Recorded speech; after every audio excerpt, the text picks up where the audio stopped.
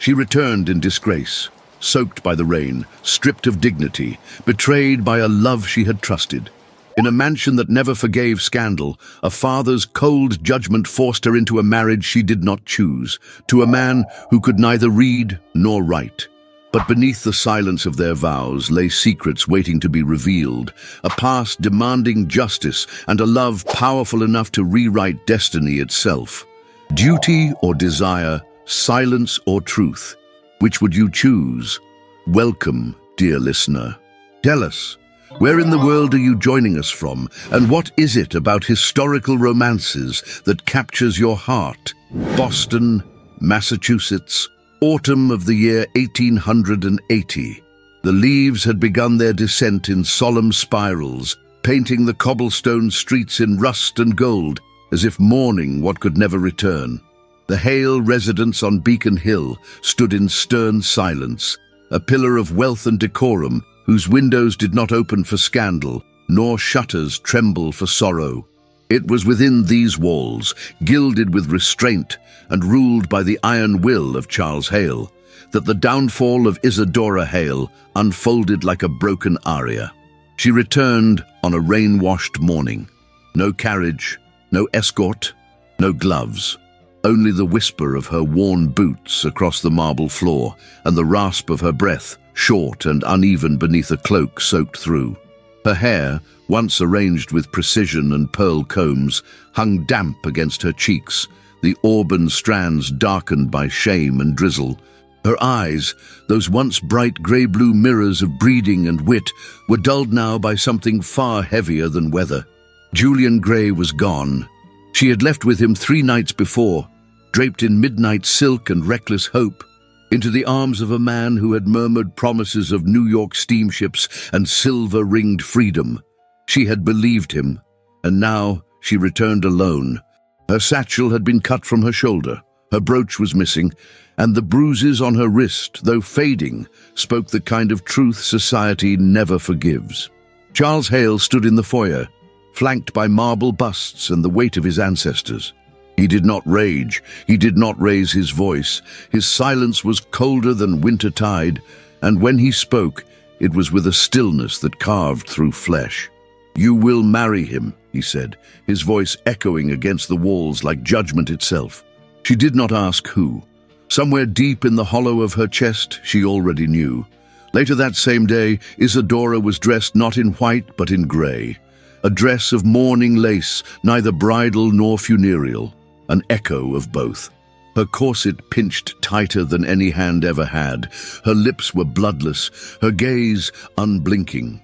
The chapel was not the family's, but a modest parish near the docks. Its pews smelled of salt and cedar. No flowers adorned the altar. No music drifted through the nave. The only attendees were a priest with shaking hands, 2 stone-faced servants, and the groom who stood at the front. Not a man she knew, but a man her father owned. Thomas Flynn wore no cravat. His boots were scuffed. His shirt, though clean, bore the faintest trace of soot near the cuffs. He was taller than she remembered, taller than most men, and his silence carried the weight of someone who had long ago accepted the cruelty of this world. His dark hair was brushed neatly, but it did not belong to silk pillows or perfume ballrooms, and his hands, clasped in front of him, bore the scars of 1,000 unspoken days. When he lifted his gaze to hers, he did not smile, he did not flinch, he only looked. And in that single moment, brief as breath, Isadora felt the strangest thing, not humiliation, not fury, but the first flicker of disquieting calm, as though, within the storm of her disgrace, he were the only soul who did not see her as ruined. The priest mumbled the rites. Isadora repeated her vows with lips that barely moved. Thomas's voice was low, almost hoarse, but he spoke each word clearly, without shame or stutter. They left the chapel as man and wife. No rice, no carriage, only whispers. At the threshold of the Flynn home, modest, brick quiet, Thomas opened the door for her without a word. Inside, the scent of warm bread mingled with wood smoke. A woman's voice called from the kitchen. Margaret Flynn, his mother. unaware that her household had just doubled in size. Isadora stood motionless in the parlor, surrounded by furniture not meant to impress, but to last. She heard the creak of stairs, the distant clang of a kettle, the hush of unfamiliarity pressing in. Thomas returned with a towel and held it out to her. She hesitated. Then, as her fingers brushed his, rough, warm, undeniably real, something shifted. It was not affection, nor forgiveness. It was the first breath after drowning. That night, as she sat before a small fire in a borrowed nightgown, Isadora did not cry. She did not scream. She watched the flames dance and listened to the quiet movements of the man she had been forced to marry, the man who, from the other side of the room, tended to the fire without speaking a word. And in the hush of that strange new silence, she realized something more terrifying than disgrace. She was not alone, and he was watching her, not like a master, not like a jailer, but like a man who had no idea what to say to a woman broken by the world, only that he would not be the one to break her further. The attic room was still and quiet, as though the air itself dared not disturb the fragile line that had been drawn between husband and wife. The walls were slanted and low, wrapped in a thin layer of plaster that carried the scent of old wood and lavender soap. A single oil lamp glowed on a narrow table by the window, its flame trembling against the glass with every breath of wind from the November night. Isadora stood by the door, frozen in place, her spine stiff beneath the coarse cotton of her borrowed nightdress. It was a modest thing, loose at the sleeves, buttoned to the throat, worn thin at the hem from years of washing, but to her it felt more intimate than a corset unlaced. She had never slept in a stranger's home, and certainly not beside a man she had been married to for less than a day. Her fingers curled tightly around the handle of her small valise, though there was little inside it. A change of underclothes, a worn hairbrush, the silver crucifix that had once belonged to her mother, now wrapped in linen at the bottom of the bag, like a relic no one was allowed to see. She held it not for protection, but for memory. Thomas was at the far end of the room, near the fireplace, his back to her as he tended to the low-burning embers. His movements were slow, measured, unintrusive. He added a single log and adjusted the iron grate, careful not to let it clatter. Then he stood, brushing his hands absently against his trousers, and turned to face her. She expected command. She expected discomfort. She expected that silence would be a weapon, just as it had been in her father's house. But what she received was something wholly unexpected: restraint. "I sleep by the hearth," he said, voice roughened by disuse, but not unkind. "There's clean linen on the bed. If it gets too cold, the quilts are thick." He did not step closer. He did not lower his eyes to her figure or glance at her face in disdain. He simply spoke, then waited, as if giving her the option to decline his presence altogether. Isadora felt a tremor build just beneath her skin, not from fear, but from something she could not yet name. She looked at him fully for the first time. The light from the fire caught the edge of his face. High cheekbones, a jaw marked by the faintest hint of stubble, and eyes that reflected not judgment but something quieter, perhaps patience, perhaps distance, perhaps both. He crossed the room slowly, not toward her, but toward the stack of folded blankets resting on the chair by the door. He lifted one, held it out to her. "For your feet," he murmured.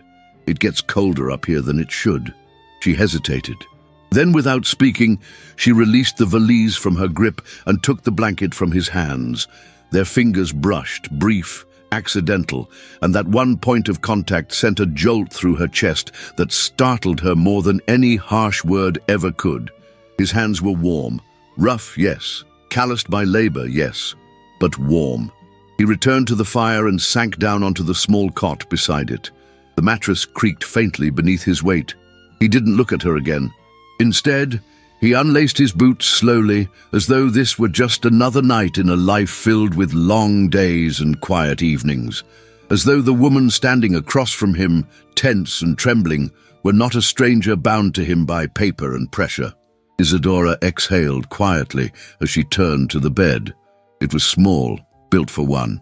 The linen smelled faintly of rosemary and starch, She placed the blanket at the foot and slid beneath the covers with mechanical grace, never allowing her back to face the room. The mattress gave slightly beneath her, adjusting to her unfamiliar weight. She folded her hands over her stomach, eyes fixed on the dark ceiling beams above, every sense tuned to the softest creak, the gentlest shift of the man across the room. But he did not move. The silence between them deepened, not heavy, not hostile, but dense, like snow falling in the night. She could hear the faint breath of wind pressing against the window panes and the occasional pop from the firewood below. And beneath it all, his breathing. Slow, even, human.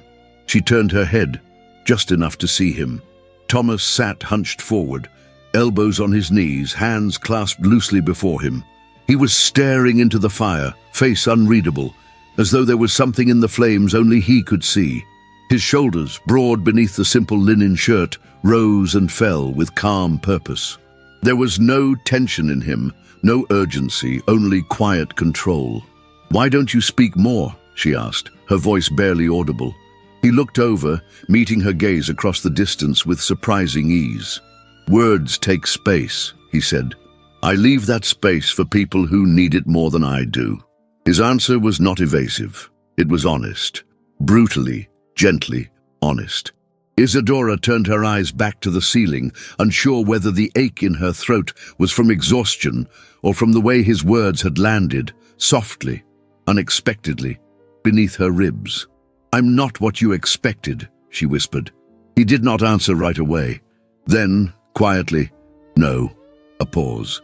"But I never expected much from the kind of man who accepts a wife from a man like Charles Hale." Her heart stopped. The air grew still. She turned again, this time fully. "Then why did you say yes?" Thomas shifted slightly. His gaze remained on the fire. "I didn't say yes for you," he said after a moment. "I said yes for her." Her brow furrowed. "Your mother?" He nodded. "She said no woman deserves to be thrown away like livestock, not even one who walks like she's above the rest of us." The words should have cut, but they didn't, because they were true, because he had seen her, fully, without cruelty, without flattery. She sat up slowly, clutching the blanket to her chest. The firelight danced across her features, softening the sharp angles of her face, casting her in bronze and shadow. "I'm not proud of what I did," she murmured, "but I'm not sorry I left." "I didn't ask you to be," he said simply. Another silence, but this one was warmer. Thomas stood, and for a moment she tensed, uncertain. But he only crossed to the small window, turned the latch, and adjusted the frame until the wind stopped whistling through the seam. He returned to his cot and sat again, this time laying back onto the thin pillow. His profile was peaceful, rugged, handsome in a way that made her breath catch, though she would never admit it aloud. Not yet. As she settled once more beneath the quilt, something shifted inside her. A knot of dread, long nestled beneath her sternum, began to unravel, slowly, thread by thread. Just before her eyes drifted closed, she heard him speak, low, barely above a whisper. "I won't hurt you." The words hovered in the air like a promise, spoken not from duty, but from something far older, something sacred. She did not reply. She did not need to. That night, for the first time in weeks, Isadora Hale slept without fear. The morning air tasted of iron and coal, thick with the breath of a city that never truly slept. Boston, in the cold light of late autumn, wore no adornments. Its beauty was buried beneath smokestacks and factory whistles, hidden in the rhythm of laboring bodies and horse-drawn carts, in the soft wear of boots against cobblestone, in the breath that turned to fog with every exhale. Isadora awoke to the sound of Margaret Flynn humming softly downstairs, her voice cracked by time but still touched with warmth. The melody was unfamiliar, something Irish no doubt, and carried a weight of memory that Isadora could only guess at. The room was dim, the pale grey light slipping between the wooden slats of the attic window. She sat up slowly, her body stiff from a night of unbroken stillness, her hands curled around the wool blanket still drawn over her legs. She had not dreamed. Or if she had forgotten, and perhaps that was a mercy. The air in the attic room was colder than before. She crossed to the small wash basin in the corner and dipped her fingers into the frigid water. She tied her hair herself, loose, imperfect, with strands falling down her neck, and dressed in one of the plain cotton day dresses Margaret had lent her. It was burgundy, with a modest collar and a faint tear near the hem. Not silk, not velvet, but warm. When she descended the stairs, the scent of baking bread greeted her, stronger than perfume, more comforting than memory. Margaret stood near the hearth, sleeves rolled, hands dusted in flour. Her eyes crinkled slightly at the corners when she looked up. "Did you sleep, dear?" Isadora hesitated, then nodded. "Yes, thank you." Thomas was not in the room. His absence was a weight she didn't fully understand. Margaret handed her a small plate. "Toast what's left of the dough, will you? Fire's still strong." Isadora took the dough. Her hands, once used only to holding books and embroidery needles, felt clumsy with it. She pressed it too flat. It tore. She tried again and again. The third time, it held. "You'll learn," Margaret said, not unkindly. "Burned bread still fills the belly." That morning, Isadora swept the kitchen floor. She folded linen stiff with wind. She attempted to polish the oil lamp, but spilled a portion of the kerosene and flushed with shame. Margaret simply offered her another rag and continued humming. Later that day, Thomas returned, his boots carrying dust and something else, tension. "There's been a shortage," he muttered. "Some of the looms are down." Margaret frowned. "You'll eat first." "I can't stay long." Their exchange was brief, familiar, but before he turned to go, Thomas looked at Isadora. Not long, just long enough to speak, without speaking. She followed him. The factory was less than a quarter-mile from their home, tucked between two warehouses and overshadowed by a looming smokestack that had blackened the nearby buildings into submission. The walls were brick, the windows high and grimy. The air smelled of oil, sweat, and something acrid Isadora couldn't place. Inside, the world changed. The noise struck first, a cacophony of pulleys, clattering looms, shouts swallowed by machinery. Men and women moved like parts of a machine themselves, each step measured, each hand assigned. Children darted between spools and belts with practiced speed, too small to be noticed by the world, too important to be dismissed by it. Isadora stepped closer to Thomas instinctively. He didn't take her hand, but his presence at her side felt like a barrier between her and the chaos. "This is where I work," he said, "where your father's empire breathes." She looked at him, then at the factory. "This is not breathing. This is surviving." He did not argue. They passed a boy no older than 9, sitting near a pile of discarded threads. His skin was pale beneath the grime. His lips were chapped, and when he coughed, it was sharp, wet, and tinged with red. Isadora stopped. "He's bleeding." Thomas looked at the boy, then back at her. "He'll be gone by week's end." "You mean dismissed?" He met her gaze, eyes unmoving. "I mean buried." Her breath caught. "And nothing is done." "There's always another boy waiting," he said. "Your father made certain of that." She looked back at the child. His eyes had closed. A girl nudged him with her foot. He didn't stir. Thomas placed a hand on her shoulder. It was the first time he had touched her in daylight. "Don't look too long," he said. "You'll start to see everything." That night, Isadora could not eat. She sat on the edge of the bed in the attic room, her fingers running across the seam of her skirt. Her thoughts churned, refusing sleep. Around her the house exhaled its old sounds, floorboards groaning, wind tapping the window panes, fire sighing in the hearth below. Something pressed at her, restlessness, a yearning for clarity. She crossed the room and approached the small writing desk tucked into the corner, where Margaret kept her letters and prayer cards. It was old, with a single locked drawer. The key sat in plain view atop the shelf. She hesitated, then turned it. Inside were few belongings, a worn photograph with frayed edges, a single silver medallion on a dark velvet ribbon, and a folded letter yellowed with time. She held the photograph beneath the lamplight. A man stared back, tall, square-jawed, with the same green eyes she had begun to recognize.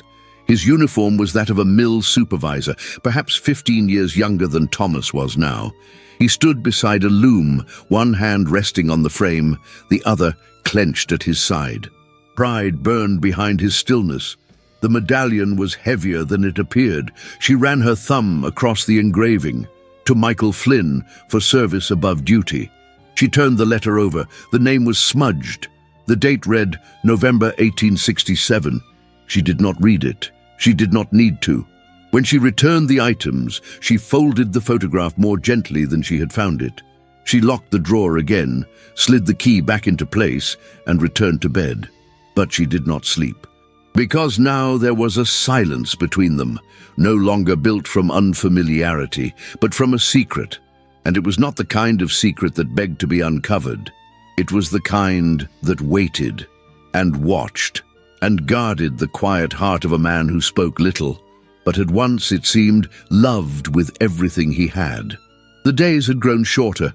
Boston was cloaked in a curtain of grey that hung low over rooftops and chimneys, dimming the sun before it had a chance to rise. Each dawn seemed to arrive reluctantly, its light more suggestion than substance. The mornings were colder now, the kind of chill that crept through brick walls and whispered beneath skirts, making every corner of the Flynn house a quiet battle between warmth and winter. Isadora sat by the window of the attic room, her fingers curled around the edge of a blank page. The ink in the well had begun to thicken from the cold, and the nib of the pen scratched faintly with each uncertain stroke. The words refused to form. She had written and rewritten the same opening line no less than 7 times. Dearest Eleanor. She stared at the phrase again, the curve of the D too sharp, the E too soft, the name too far away. She could see her cousin's face in her mind, softer than hers, rounder at the jaw, always smelling faintly of rosewater. Eleanor, who had once shared secrets beneath lace canopies and pink quilts. Eleanor, who had sat beside her at teas and waltzes, whispering the names of every eligible bachelor in the room. Eleanor, who would not understand. Isadora pressed the back of her hand to her lips, not to hide a sob.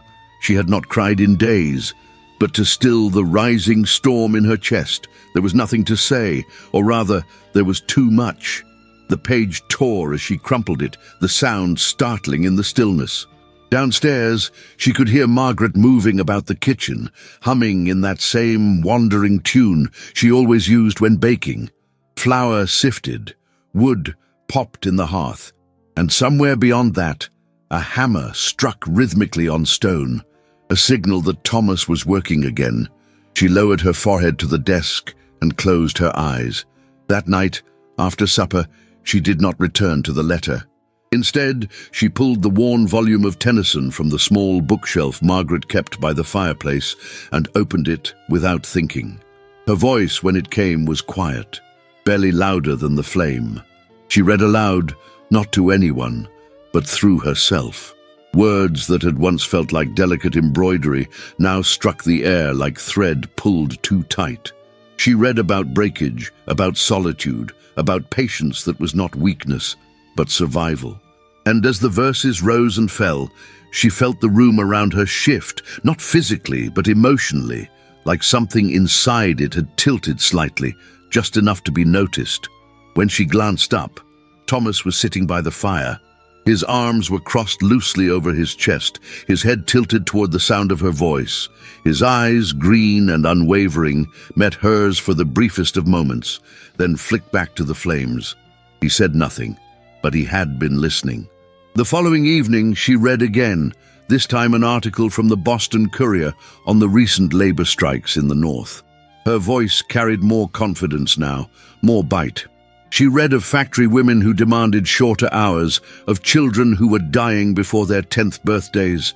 She read about the rise in coal prices and the men who profited from suffering. Again, Thomas listened. Again, he said nothing. But when she paused to turn the page, she noticed his hands. One was clenched lightly, resting against his thigh. The other twitched faintly with each injustice she named, as if trying to still a pain he'd carried for years. By the third night, it had become routine. She read. He listened. Margaret smiled knowingly, never intruding. One evening, Isadora returned to the attic after reading a passage of Dickinson aloud. She had left her shawl draped over the back of the chair and went to retrieve it when something caught her eye, a scrap of paper tucked beneath her worn copy of Jane Eyre. It was folded in half and bore only one word: trust. Written in careful, painstaking letters, some too wide, some too crooked. The ink blotched slightly at the end, as though the writer had hesitated. She held it in her palm like something sacred. The letters were uneven, hesitant, but they had been written not from obligation nor shame, but from effort, from desire. She turned the word over and over in her mind. Trust. It was a word she had not tasted in months. Not since Julian's voice had turned from sweet to sharp. Not since her father's eyes had become colder than the marble columns of Beacon Hill. Not since the doors of society had slammed shut behind her with the finality of a guillotine. And here it was, scratched into paper with a trembling hand by a man who spoke in silences and carved dignity into everything he touched. Later that week, she awoke in the night to the sound of hushed voices drifting through the floorboards. The attic walls had thinned with the season, letting in sound the way old wood lets in cold. It was Thomas, speaking in Gaelic. His tone was soft, gentle, protective. The cadence of his voice like lullabies folded into fog. Margaret replied in the same tongue, her voice raspier, but equally tender. Isadora didn't understand a word, but she understood the emotion. She felt it in the quiet laughter that followed, in the pause between phrases, in the way Margaret's cough interrupted him and how he waited for her to finish before continuing. It was not just language, it was love.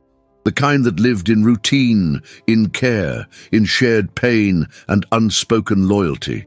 She turned onto her back and stared at the ceiling, blinking up at the beams. He was not who she had been told he was. He was not simple, not a brute, not a silent, dull-witted man raised from the gutter. He was observant, deep, guarded, and perhaps, only perhaps, lonely. The next morning, she folded the scrap of paper he had written on and placed it between the pages of her book, not to hide it, but to preserve it. When she came down to breakfast, Thomas was already gone. Margaret handed her a warm cup of tea and said nothing of the previous night. But as Isadora sat at the table, she found her hands trembling slightly, her heart pacing faster than it should. Not from fear, but from something far more dangerous. Hope. The factory siren shrieked through the narrow alleys like a wounded animal. It was a sound unlike any other, piercing, urgent, and immediate. It echoed against the brick walls of Boston's industrial quarter and cut through the early morning hush like a blade through linen. Isadora froze where she stood at the pump behind the Flynn house, a tin pail in one hand and her shawl clutched tightly around her shoulders. Her breath caught, her heart lurched. Something had happened. Moments later, the kitchen door slammed open. Margaret stepped out, wiping her hands on her apron. Her eyes narrowed against the distant smoke. "That's the second time this week," she muttered, more to herself than to Isadora. But Isadora was already moving. She set the pail down and ran, skirts lifted just enough to keep from tripping, boots splashing through the mud of the narrow path that led to the mill. Her chest burned from the cold, but she did not stop. Not until she reached the wrought-iron gates of Hale Textiles, where a small crowd had already gathered, workers mostly, some still in aprons, others with soot-blackened sleeves, all peering toward the loading dock with pale, drawn faces. There, two men were carrying a third between them. The injured worker, barely older than a boy, was clutching his left hand, which bled freely through a torn sleeve. His face was white with shock, his jaw clenched against pain. Thomas walked beside him, a rag pressed against the boy's arm, his own shirt dark with blood not his own. Isadora pushed through the crowd without thinking. "Thomas!" Her voice was sharper than intended. He turned toward her, surprise flashing across his face. He did not stop walking. "He needs a doctor," he said. "I'll fetch one," she replied without pause, but even as she turned to run, a question rose in her like smoke from a fire she had never meant to light. Why had it happened? Why again? By the time she returned with the physician, an older man with a bag full of trembling instruments and a face that smelled of whiskey and resignation, Thomas had helped carry the boy to a bench behind the storeroom. Blood still dripped from the boy's elbow. The wound was deep. The doctor muttered a curse as he unwrapped it, and Isadora had to look away. When she turned back, Thomas was staring at her, his brow furrowed. His shirt clung to his back with sweat. His collar was stained with soot, yet his eyes held something calmer, resolved. "Come," he said quietly. "You should see." He did not wait for her answer. Inside the mill, the air was thick with heat and metal. The machines had been stopped, but the smell of oil and scorched fabric lingered like a memory no one dared name. Isadora followed Thomas through the narrow passage between the looms, her hands tucked close to her sides to avoid brushing against the wheels, the belts, the gears that turned faster than thought and hungered for flesh. They stopped near a frayed cord. A section of the machine had snapped. The safety chain, what little remained, hung limp, useless. Thomas picked up a folded paper from the work table beside the broken loom. Without a word, he handed it to her. She opened it. It was a factory report, stamped, signed, certified, all equipment in satisfactory condition, no mechanical risk present. See Hale. Her throat closed. "Charles signed this?" Thomas nodded. "He's not a foreman. He has no right." "He's the owner," Thomas replied. "He has every right." She stared at the signature. Familiar, elegant, deceptive. And this was filed last week, the day after the last boy lost 2 fingers. Isadora gripped the paper as though it might crumble. Her father's name had always held weight, on invitations, on dinner menus, on charitable endowments.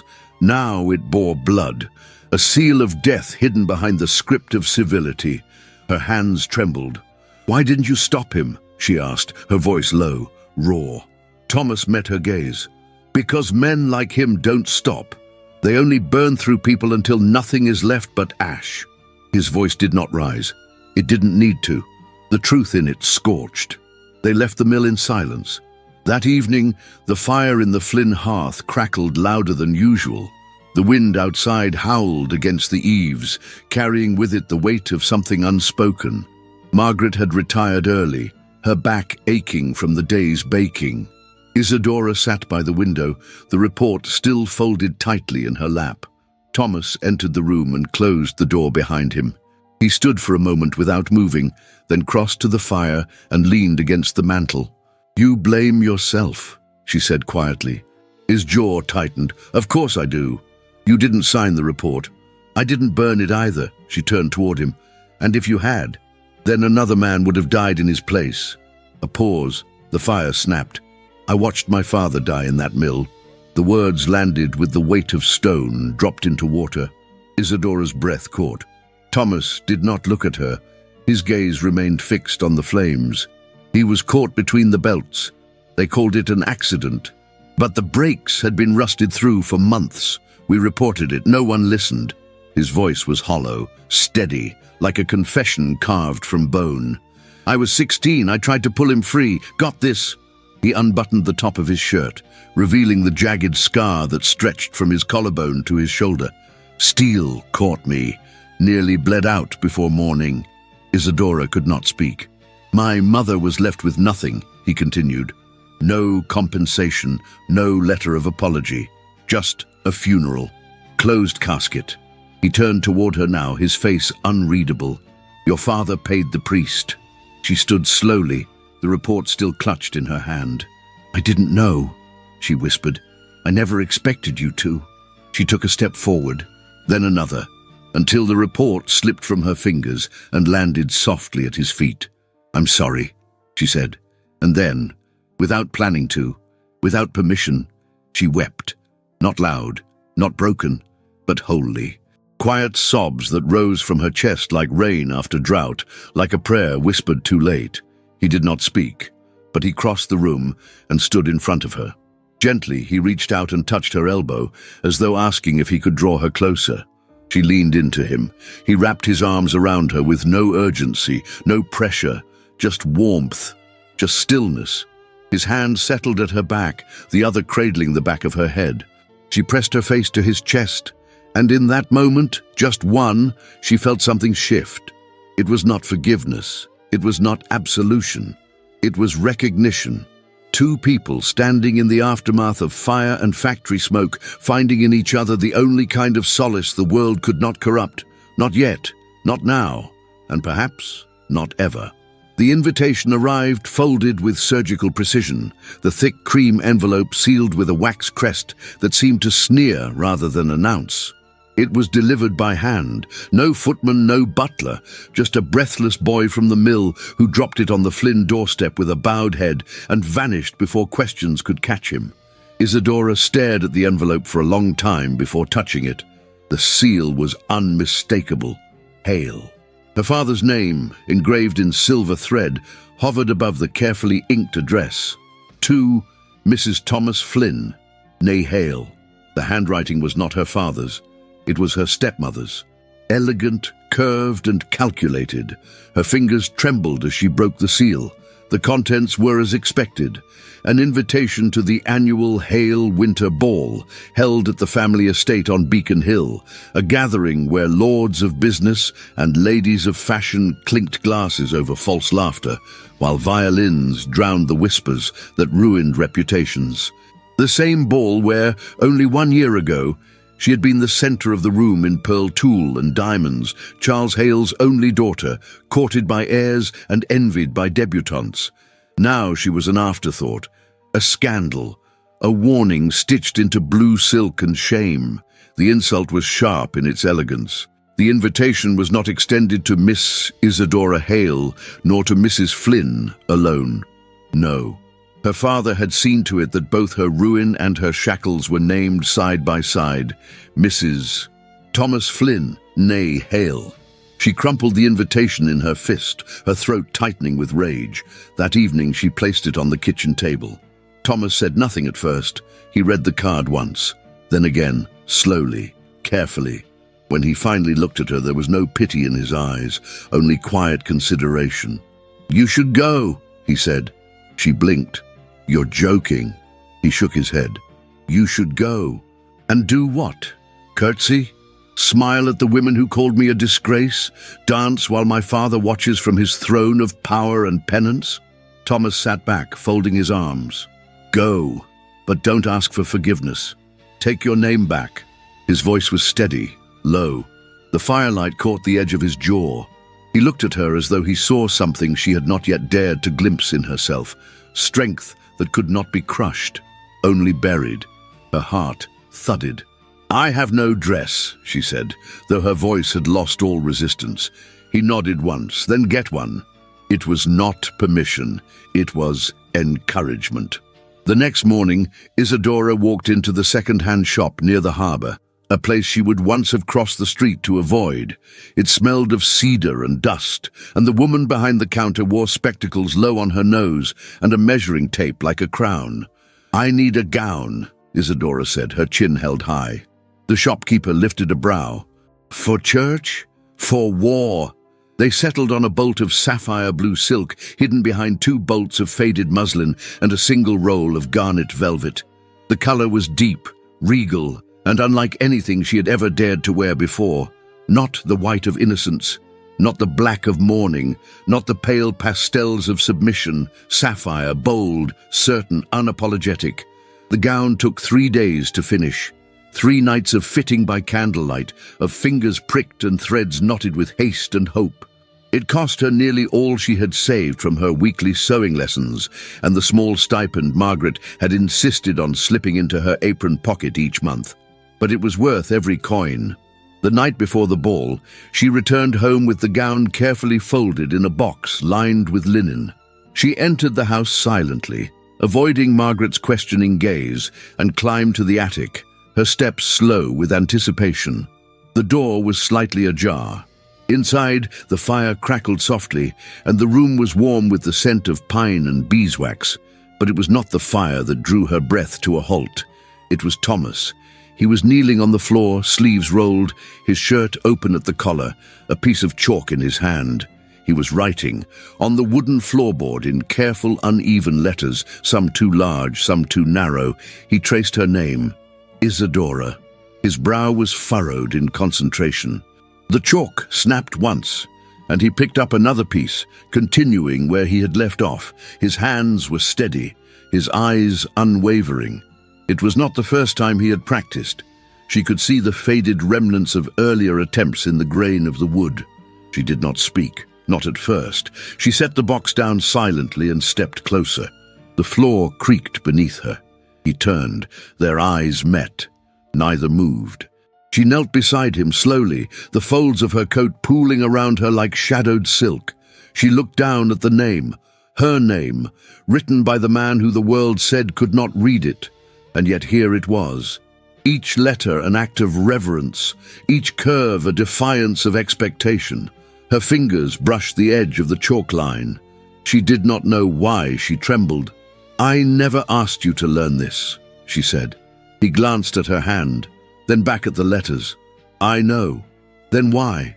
His voice was quiet, raw. "Because you live here, in this house, in this room, and I wanted to be able to see your name and know it was mine to protect." She turned toward him slowly, her eyes wide, brimming with something unspoken, fragile, and vast. He sat back slightly, as if unsure whether to rise or retreat, but she reached for him, not abruptly, not out of duty, but with purpose. She placed a hand on his chest, above his heart. It beat beneath her fingers, strong and fast.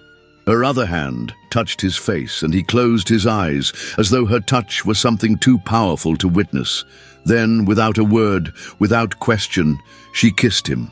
It was not a kiss of fire, nor desperation, nor need. It was a kiss of choice, of return, of recognition. She trembled not from fear, but from the weight of what she felt, for the man who had written her name as though it were a prayer. When she pulled away, his eyes opened slowly. He did not ask what it meant. He did not demand more. He simply watched her with the kind of stillness that only a man who had waited his whole life to be seen could possess. That night, Isadora slept beside the gown, and when she dreamed, she did not dream of disgrace or scandal. She dreamed of chalk on wood, of a name spoken in silence, and of a future that for the first time did not frighten her. The carriages lined up beneath a canopy of frost-laced branches, their lanterns flickering like restless stars against the velvet darkness of a Boston winter's night. The Hale residence stood illuminated in splendor, every window casting golden light onto the snow-covered stone steps. From inside came the swell of strings and the polished laughter of Boston's elite. High society gathered like peacocks in a grand cage, feathers fanned and talons hidden. Isadora stood just beyond the gates, the hem of her sapphire blue gown lifted slightly to avoid the icy slush that stained the cobblestones. The silk whispered against her legs like a secret, and beneath her gloves her fingers trembled, not from cold, but from the storm inside her. Beside her stood Thomas. He wore a dark suit, clean and modest, tailored by a fellow worker who had measured him with reverence and silence. His shirt was crisp, his collar sharp, and though he refused the burden of a tie, his bearing gave him all the dignity of a prince in exile. A single rose, deep crimson, was pinned to his lapel. It had been Margaret's idea. Neither spoke. Not yet. The doors opened, and a butler, stiff with pride, hesitated only slightly before offering a nod of acknowledgement. His eyes flicked between them. He swallowed whatever greeting might have formed and stepped aside. They entered together. The ballroom was a cathedral of glitter and glass, gold-trimmed mirrors stretched between towering windows, chandeliers sparkled above like constellations caught mid-swing, laughter floated over the hush of music and crystal, and then they saw her.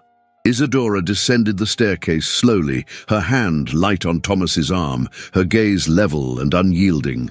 The sapphire gown shimmered with each movement, the black lace sleeves hugging her arms like a promise.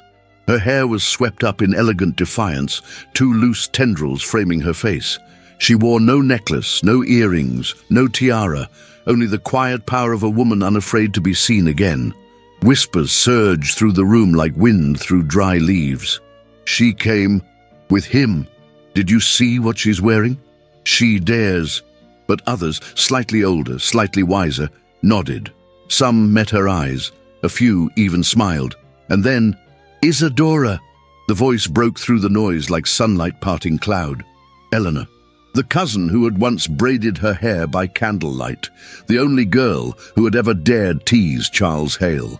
She cut through the crowd in a seafoam green gown and flung her arms around Isadora without hesitation.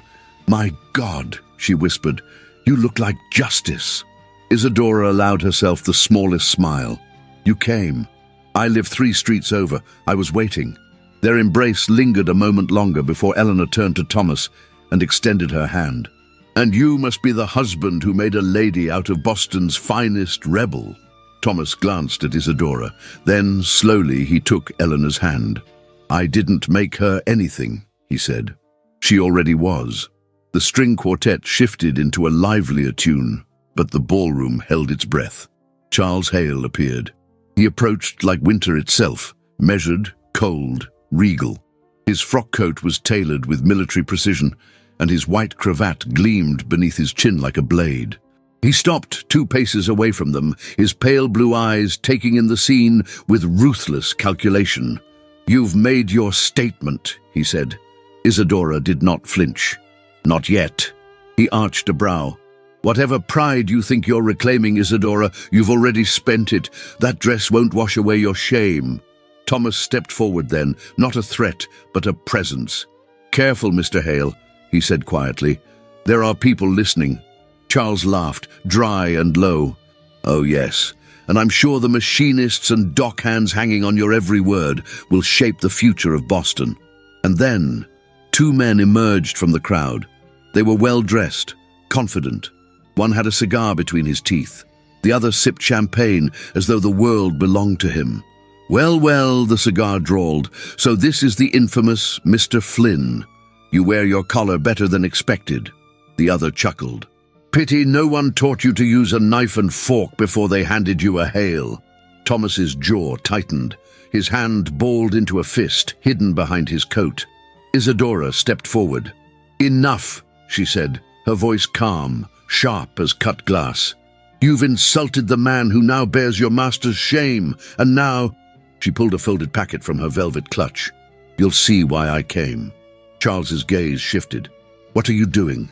She unfolded the paper. 1 page, stamped, forged. "This is a safety report from Hale Textiles," she said. Her voice did not rise, but every word rang clear. "Signed by Charles Hale, filed the day after a child lost his fingers to a rusted loom. Equipment listed as functioning. No inspection date, no maintenance record." Murmurs swept the room. "Where did you get that?" Charles asked, low and furious. "From your mill, from your desk," she replied. "But it's already been copied and already shared." She turned to the journalist. The woman stood near the orchestra, dressed in navy satin, her pen already poised. "Miss Stroud of the Boston Sentinel. Shall I speak slower?" Miss Stroud smiled. The orchestra stopped. The room did too. Charles's face paled, then flushed. His mouth opened, closed again.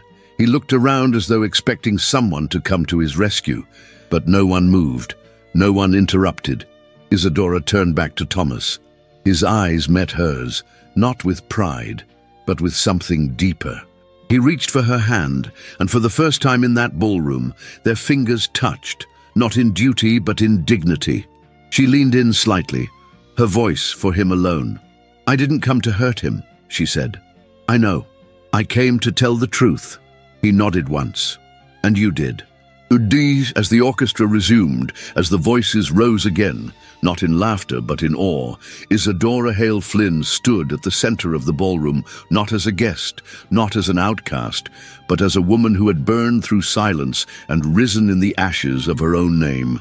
And this time, no one dared look away. The snow had begun to fall again by the time they reached the Flynn house, blanketing the narrow alley in a stillness so absolute it felt sacred. Each flake melted on Isadora's skin like a final whisper of the world she had left behind. Her slippers, so ill-fitted for the walk home, were soaked through, but she did not complain. She had walked away from Beacon Hill with her spine straight, her head held high, and the fire of justice burning in her chest. Her father's name no longer carried weight over her soul. Her own name, restored, reclaimed, rewritten, burned brighter. But even as the warmth of defiance lingered in her blood, the small house on the edge of the mill district came into view, and something inside her shifted. The golden light from the parlor window, the low curl of smoke from the chimney, the familiar creak of the wooden porch, all of it reminded her that she belonged to another world now. A world not built of chandeliers and expectations, but of effort, of survival, of love in the quietest form. Thomas opened the door first. The fire had burned low, and Margaret Flynn was on the floor. She was lying on her side near the hearth, her shawl twisted beneath her, one hand still clutched loosely around a wooden spoon. A faint sheen of sweat glistened on her forehead, and her breathing was shallow, raspy, unsteady. The kettle beside her had tipped, and a trail of water led across the floorboards like a map of distress. "Mother!" Thomas dropped to his knees, his voice cracking into urgency.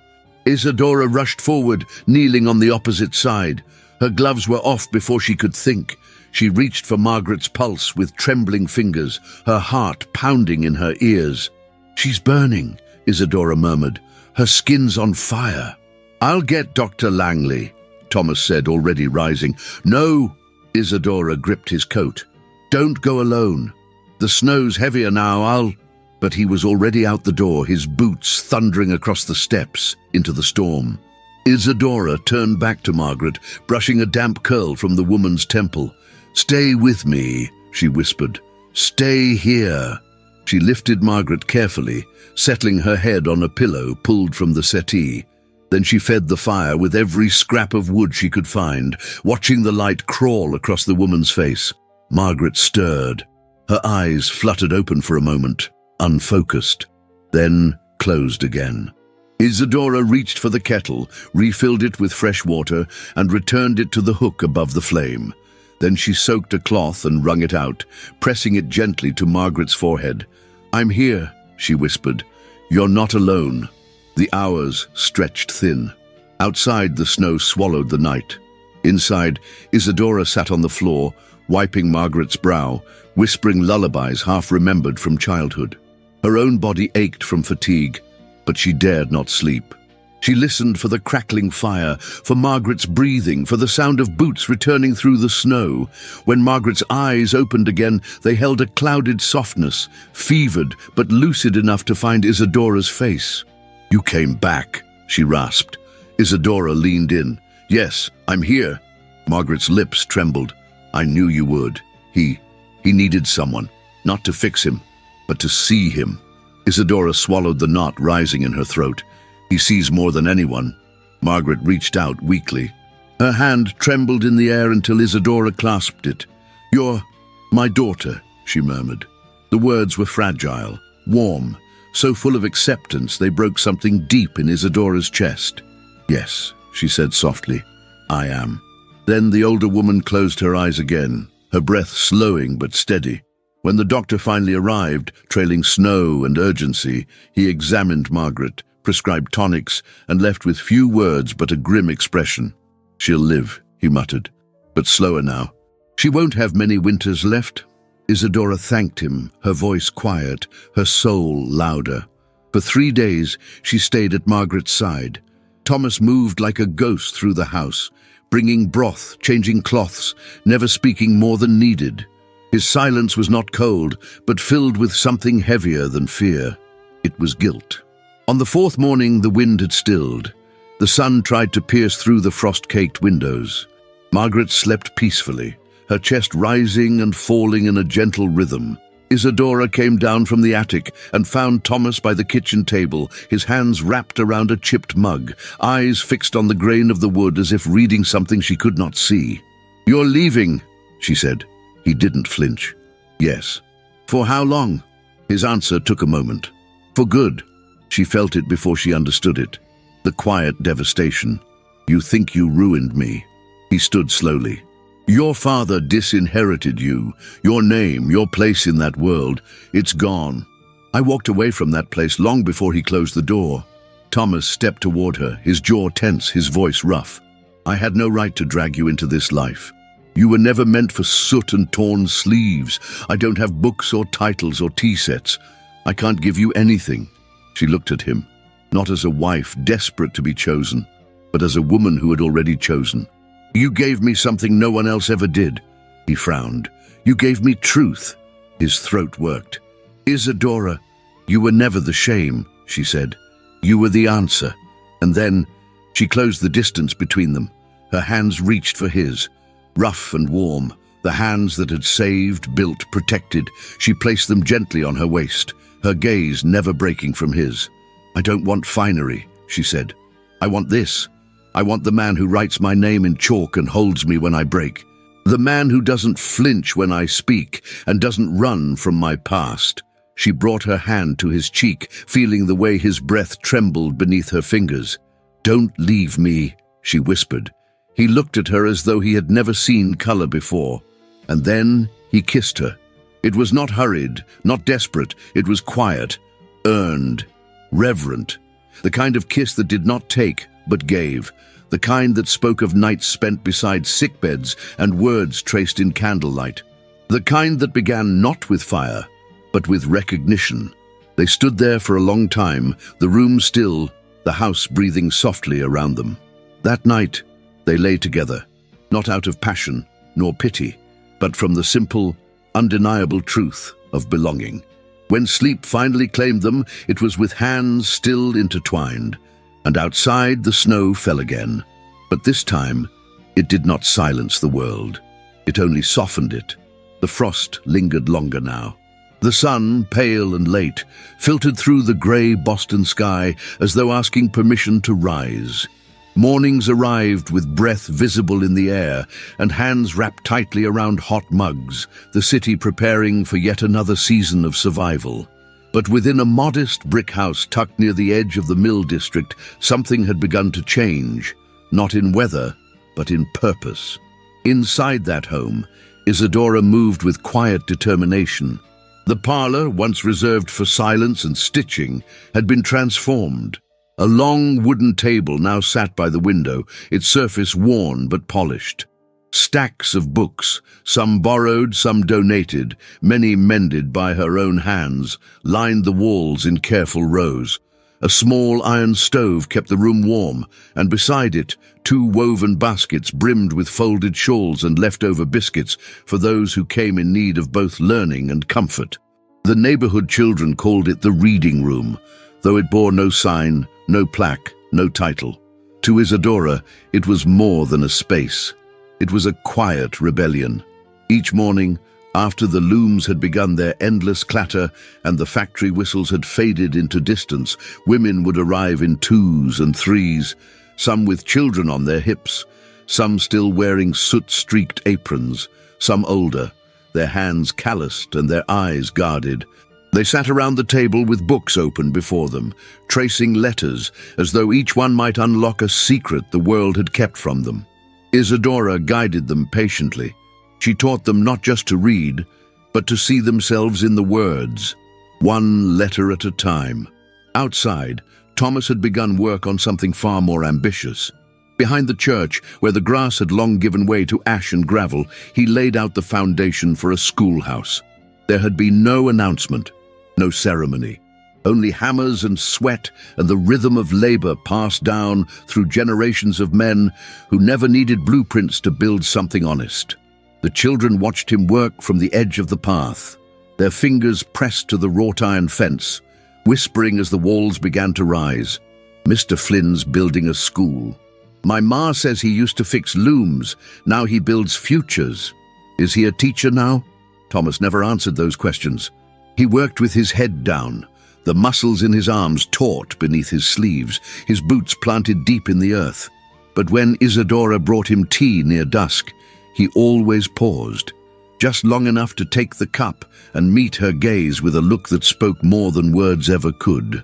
In the evenings, they sat by the fire in the parlour, Margaret resting quietly in her rocking chair, her shawl drawn high around her shoulders. She no longer bustled about the kitchen or hummed at dawn.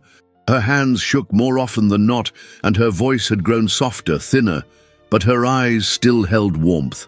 And when she looked at Isadora, there was no distinction between daughter and stranger, only love. Thomas had started writing at night, not always, not consistently, but often enough that Isadora noticed the smudge of chalk beneath his fingernails and the faint scrape of wood being sanded behind the house. One evening, after Margaret had gone to bed and the fire had burned low, Isadora stepped outside to gather kindling. The wind nipped at her cheeks, and her breath rose in clouds as she rounded the back corner of the house. She stopped. Along the outer wall, leaning upright in neat rows, stood dozens of wooden panels. Each one had a single word etched into its surface. The letters were careful, though not perfect, some deep, others faint, but everyone carved with steady hands.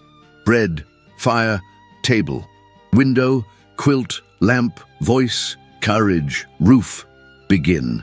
She ran her fingers over the grooves, her throat tightening. Each word was something essential, something built. She moved slowly, stepping between the panels, her breath catching at each new discovery. Hope, shelter, trust, learn, mother, strength. Her eyes burned. She blinked. Then she saw the final board. It stood slightly apart from the others, its edges sanded smooth, a ribbon of cotton tied around the corner, like a gift too fragile to be opened. And on it, carved with precision, with reverence, was her name, Isadora. She pressed a hand to her mouth, the tears falling before she could stop them. Her knees buckled, but she did not fall. She leaned against the wood, trembling, as though the board itself carried the weight of every moment they had shared, every silence, every look, every brush of a hand that had meant far more than words ever could. He had not given her poetry. He had given her permanence. Behind her, she heard the soft crunch of boots on frost-hardened earth. She did not turn. Thomas's voice, low and tender, reached her like the warmth of fire through wool. I started with things I needed to survive. She nodded, unable to speak. And then, things I wanted you to have. A long silence stretched between them. Finally, she turned. He stood beneath the faint halo of the porch lantern, his arms folded, the shadows catching the tired lines of his face. But in his eyes, green, steadfast, there was no hesitation, only certainty. I didn't think I'd get past bread and fire, he said. But then, you kept teaching me. Her voice came out cracked. You were never the student. He stepped closer, closing the space between them, though he did not touch her. She reached for him first. Her hand settled on his chest, above his heart, and he drew in a breath as if it were the only one that mattered. I've spent my life trying to be seen, she whispered. You didn't just see me, Thomas. You built a place where I could see myself. He looked down at her hand. Then, without a word, he lifted hers and kissed the palm, gently, reverently, before pressing it to his cheek. That night, they did not speak of the school or the reading room or the neighbors, who now nodded to them with respect instead of pity. They did not speak of her father or the name she had lost. They simply returned to the parlor. Margaret slept by the fire, her breath slow and steady. Thomas and Isadora curled together on the settee, her head resting on his shoulder, his fingers tracing the edge of her sleeve. The room held a quiet so complete it felt like prayer, not to be found, not to be forgiven, but simply to be. Outside, the wind carried the scent of pine and the promise of snow. The world continued, loud and merciless.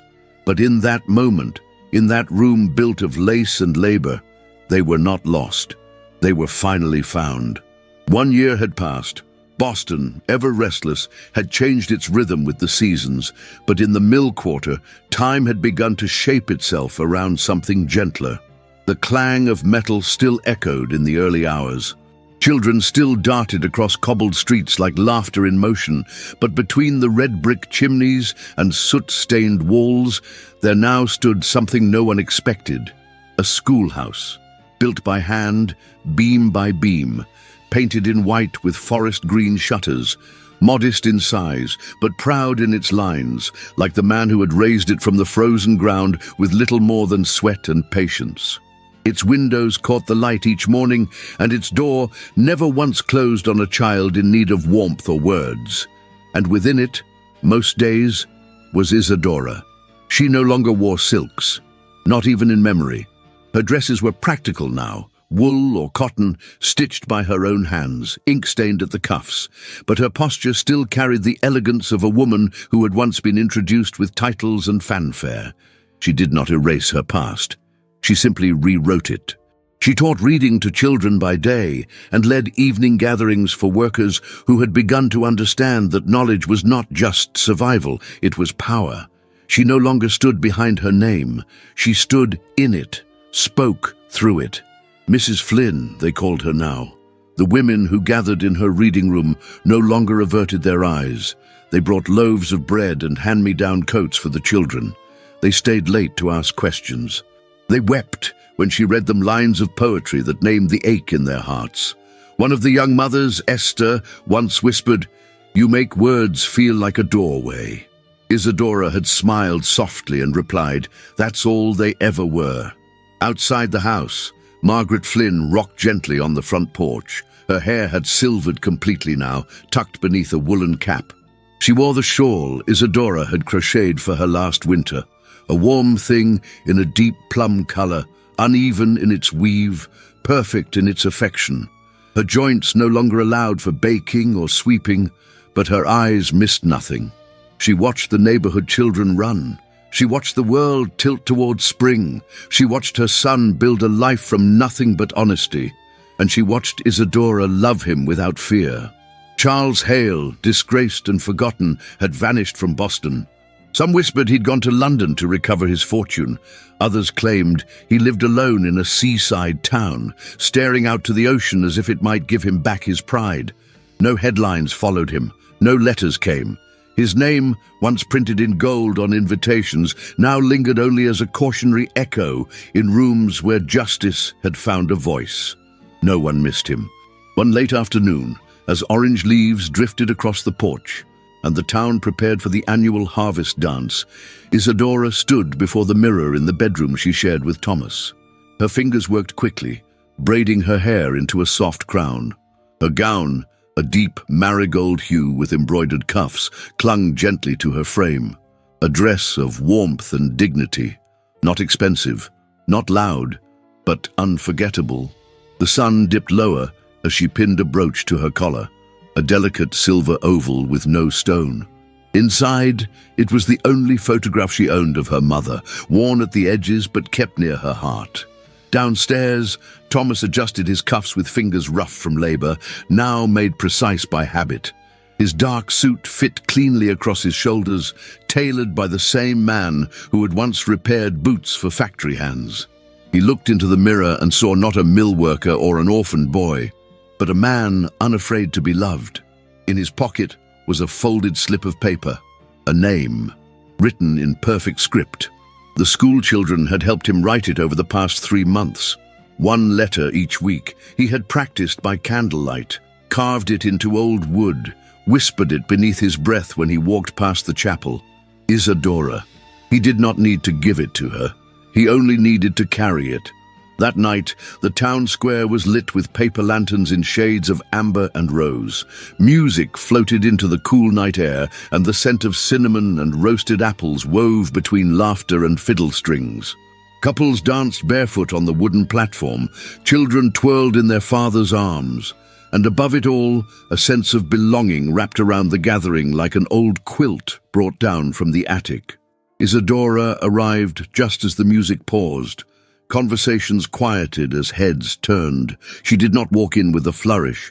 She did not arrive escorted by legacy or wealth.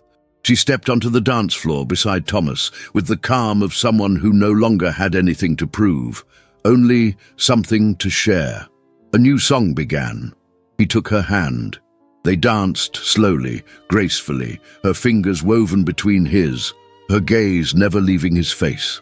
There was no choreography, only rhythm born of days spent building a life side by side. His hand on her waist was warm, her body fit into his, as though the years had been leading them to this moment all along. Around them the townspeople applauded, not out of politeness, but reverence, for what they had built, for who they had become, not a scandal, not a cautionary tale, not a ruined daughter and the man she had been sentenced to, but a love earned, tended, and true. Margaret clapped softly from the edge of the square, her eyes shining with quiet joy. The children giggled and whispered, "That's their teacher, and that's Mr. Flynn." Isadora leaned her head on Thomas's shoulder. "I never thought," she whispered, "that ashes could carry lace." He smiled against her hair.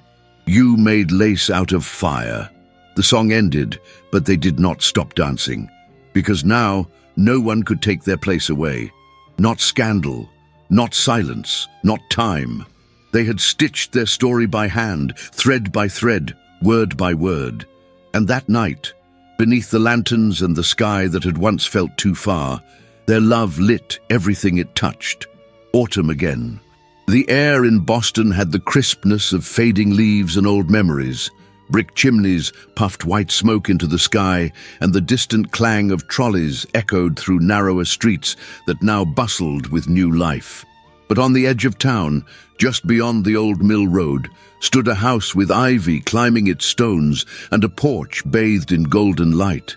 It was quiet there, not silent, never silent, but filled with the gentle sounds of a life that had learned to breathe slowly, without fear.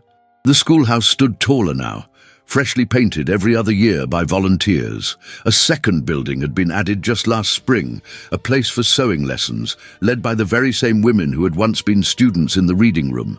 Their fingers, once stiff from factory labor, now stitched futures in every hem. Isadora walked through the front gate, a wicker basket in one arm, her skirt brushing the tops of the turning leaves. Her hair, still dark with only the faintest silver at her temples, was braided and pinned, wisps escaping in the breeze. There were lines now near her eyes, lines that deepened when she smiled, which was often. She waved to the children at recess, who shouted her name with affection. "Mrs. Flynn, look at my letters. Mrs. Flynn, I drew your house." 8 years had passed since the harvest dance. 8 years since the town stopped whispering and started witnessing. Isadora placed the basket on the table inside the reading room and glanced to the wall, where a single photograph hung in a carved wooden frame.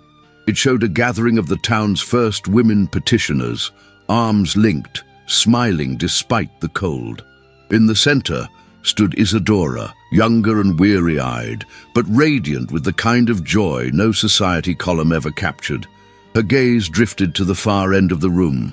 There, beside a window trimmed with lace curtains, sat a boy no older than 6, bent over a slate, tongue between his teeth, dark curls falling into his eyes. He concentrated fiercely on each stroke of chalk, mumbling each letter aloud. T-H-O. A shadow crossed the doorway. Thomas leaned against the frame, sleeves rolled, collar slightly askew, as always. He hadn't changed much, broader in the shoulders perhaps, a few more silver threads in his beard, but his eyes were the same. Green, steady, and endlessly aware of her. He watched their son with quiet awe. The boy looked up. "Is this how you spell home, Papa?" Thomas crossed the room, knelt beside him and touched the slate. "Yes," he murmured. "That's exactly how." Isadora leaned against the wall, her heart aching with the sweetness of the moment. They had not planned on children. The world had never made room for plans. But when their son arrived after a difficult labor in the thick of winter, he had brought with him something beyond comprehension. Not hope, not joy, but proof. That love did not erase the past. It redeemed it. They named him Ewan, after Thomas's father, whose name had once been whispered only in grief. Now it was spoken daily, with laughter, correction, lullabies. Margaret Flynn had lived long enough to hold him. She'd whispered, "You've returned to us," in Gaelic, then closed her eyes one last time with his hand in hers. Her shawl now lay folded in the rocker, untouched but never forgotten. As for Charles Hale, his fate was not romantic. There had been no deathbed apology, no redemptive return. A letter arrived once, unsigned, sharp-edged, filled with veiled reproach. Isadora burned it unread, but she bore no bitterness. She had built too much to make space for ghosts. Outside, a bell rang. The children gathered their books, laughter swirling like wind through the branches. Isadora stepped onto the porch and watched them scatter down the path, their futures unwritten but no longer shackled. Thomas joined her, his hand sliding into hers without need for words. "Do you remember," he asked, voice soft, "when you couldn't boil water?" She laughed, low and warm. "And you couldn't read window." "I remember," he said, smiling, "how you looked the first night you read aloud. You didn't know I was listening." "I knew," she whispered, eyes shining. "I always knew." The sun dipped lower. Evening crept in, slow and amber-colored. Behind the house, in the workshop, Thomas had expanded with lumber and patience. Dozens of panels hung on the wall. Not of vocabulary now, but of phrases their son had written, traced, etched. "My mother reads like music. My father builds what he loves." And in the center, in a child's hand, "We are not rich, but we are full." The lace curtain fluttered. The ashes of the past had long since cooled. But the lace, that delicate weave of sorrow and strength, of pain and promise, remained. It held them still, and always would. Some stories begin with grandeur, others with a fall. Isadora's began with shame, silence, and a forced vow. But where others saw ruin, she stitched something far more enduring. Dignity, resilience, and a love that was never loud, but always true. Through the cold of judgment and the smoke of factory gates, she found not only her own voice, but helped others find theirs. Thomas, once dismissed for what he could not read, became a man who taught by example, building not just a schoolhouse, but a legacy of trust and gentleness.